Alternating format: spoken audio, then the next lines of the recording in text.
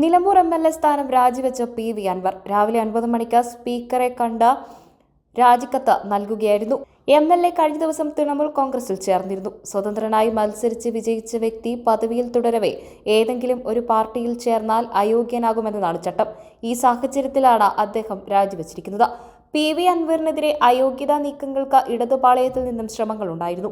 അയോഗ്യതയുണ്ടായാൽ അടുത്ത 5 വർഷത്തേക്ക് തിരഞ്ഞെടുപ്പിൽ മത്സരിക്കാൻ സാധിക്കില്ല. ഇത് മുന്നിൽ കണ്ടാണ് പി.വി. അൻവറിന്റെ രാജിനീക്കം. എൽ.ഡി.എഫുമായും CPM-ഉമായും ബന്ധം അവസാനിച്ചെങ്കിലും ഈ നിയമസഭാ കാലയളവ് തീരും വരെ എം.എൽ.എ ആയി തുടരുമെന്നായിരുന്നു പി.വി. അൻവർ നേരത്തെ എടുത്ത തീരുമാനം. തൃണമൂൽ കോൺഗ്രസിൽ അംഗത്വമെടുക്കുമ്പോൾ അയോഗ്യതാ ഭീഷണി പി.വി. അൻവർ അറിഞ്ഞില്ലേ എന്ന ചർച്ചകളും നടന്നിരുന്നു.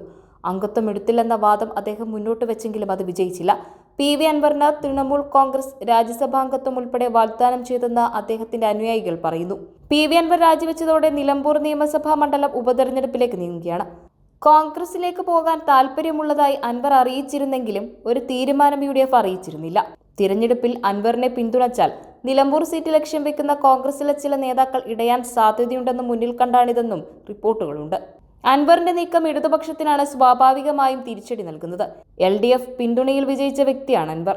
നിലമ്പൂരിൽ LDF മുന്നണിയെ സംബന്ധിച്ച് സ്ഥാനാർത്ഥി നിർണയം വലിയ വെല്ലുവിളിയാണ്.